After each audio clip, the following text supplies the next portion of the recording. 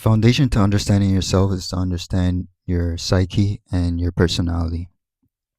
Be a witness to your psyche and be a witness to your personality.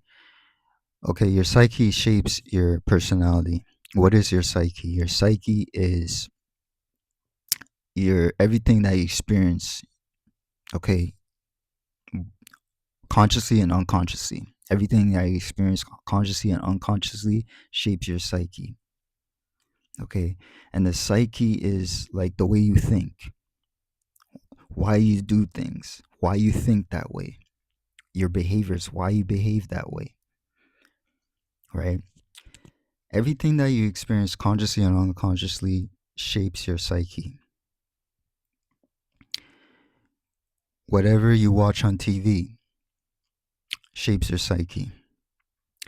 Whatever you listen to, the music that you listen to shapes your psyche. Your habits shape your psyche, right? The way you think.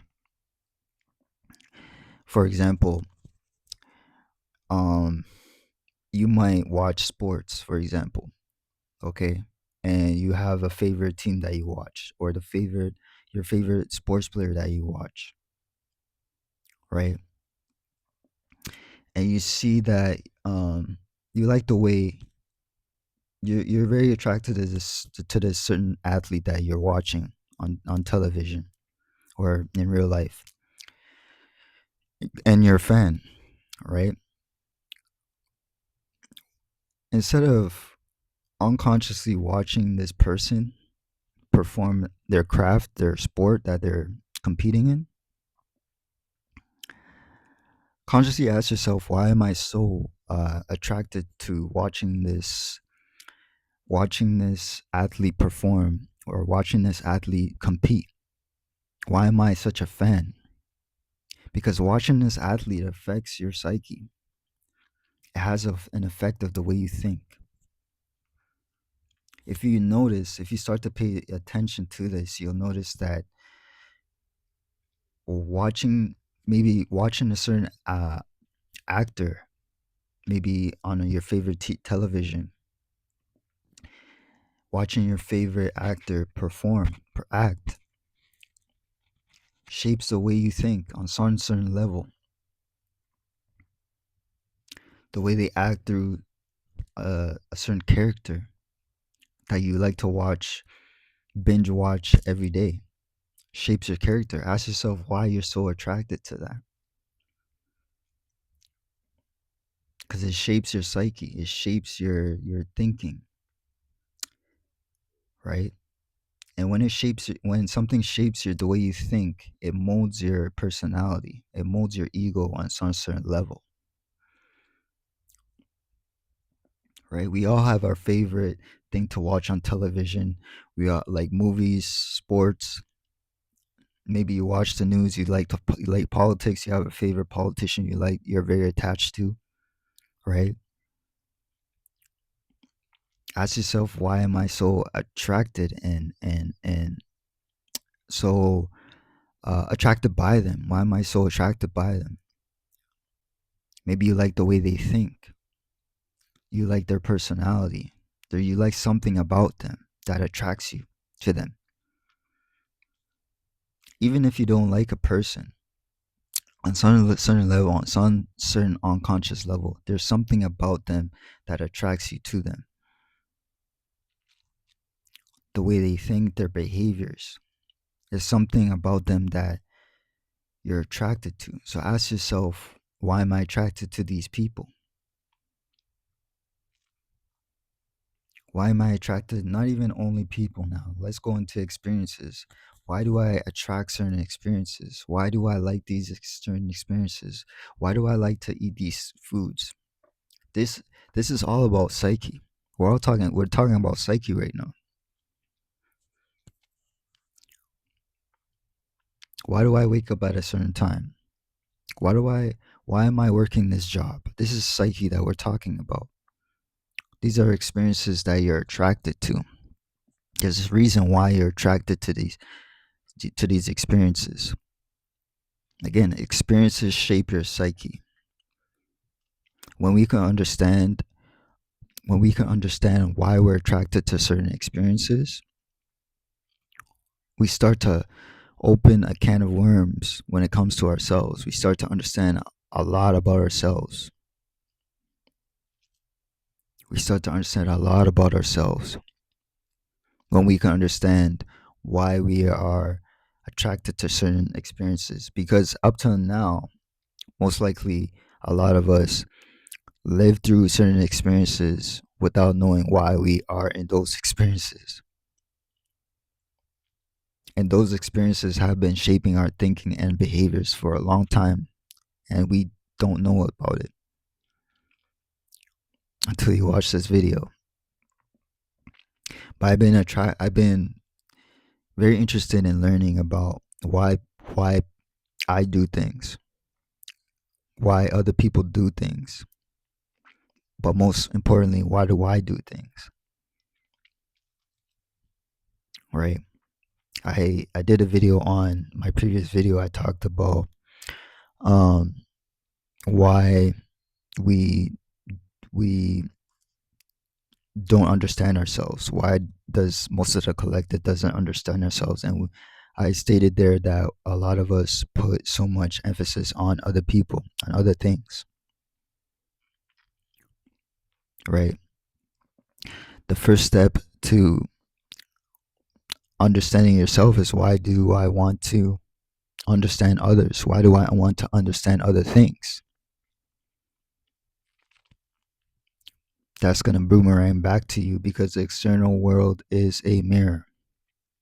It's a reflection of you. So when we could ask ourselves, why why why do I want to understand certain things about other people and certain things about other things? It will boomerang back to us to understand ourselves, understand our way of thinking, and understanding our behaviors, understanding our psyche. And when we can understand when we can understand our psyche, now we can understand our personality, our ego. Because up till now, your personality has been a driving force. Your ego has been a driving force with the way you want to be seen by the world. Your personality has been a driving force. Your ego has been a driving force of how you want to be seen by the world. So your psyche shapes your personality. Your experiences shape your psyche. Your psyche shapes the way you want to be seen by the world.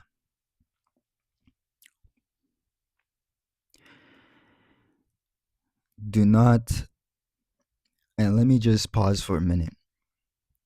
Do not judge your psyche as good or bad.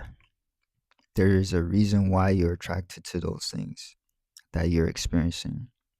There's a reason why your soul has allowed you to experience those experiences for a certain reason, right? There's a reason why you are experiencing certain things in your life. Do not judge it as good or bad. It's there for you to learn through. It's there for you to ask yourself, should I let this go, or should I continue on with these experiences? Because life is all about experiences. What you want to manifest is all about your experiences that you want to experience, right? So that shapes your psyche, and your psyche shapes the way you want to be seen by the world, which is your personality and your ego, right? Your personality is created, your ego is created. Your ego is not a bad thing. Your personality is not a bad thing. Do not judge your ego. Do not judge your personality. Do not be in judgment when it comes to yourself, because you're only going to limit yourself. So allow your ego to exist. Allow your personality to exist, even though you are unconscious of it. Do not deny your experiences. Because if you deny your experiences, you're going to deny your personality. You're going to deny your ego. And your life will be in a big denial, right? So if we can accept all of this, if we can accept our experiences, if we could accept our psyche, our way of thinking, our behaviors and our habits, we can mold our personality. We can mold our ego. We can mold the way we want to be seen by the world. Our personality and ego is there for us to operate in this world, right? In our current structure in this world that we live in, we it we are we are run by ego and we are run by personality, which isn't a bad thing. You might be a doctor, you might be a nurse, you might work at the grocery store as a clerk. That's ego and that's personality. You have to put on a mask when you have a job. You have to be a dad, you have to be a mom, you have to be a teacher at certain moments. You have to have personality, you have to have ego. When you accept this, when you accept your psyche, when you accept your experiences, we can now mold our personality, we can now mold our ego. We can now understand our ego, we can now allow our personality and ego to exist. And at this moment, our ego and personality does not run our lives. It doesn't run our lives, right? We know that the world is run on personality and ego, but it doesn't run our lives.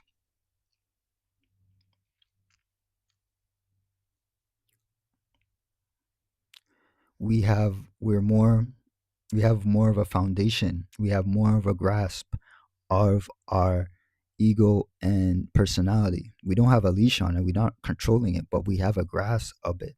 We can feel it. We can see it. We could observe it. No judgment. We could see it. We could feel it. We have a grasp of it. We can see it and we can feel it. We observe it. And we can tell it to act and behave. We could tell it to act and behave and think in certain ways. Now that we understand our psyche, which is how we think and behave and act and our habits, we can tell our ego and personality to act and behave in certain ways. Thank you for watching this video.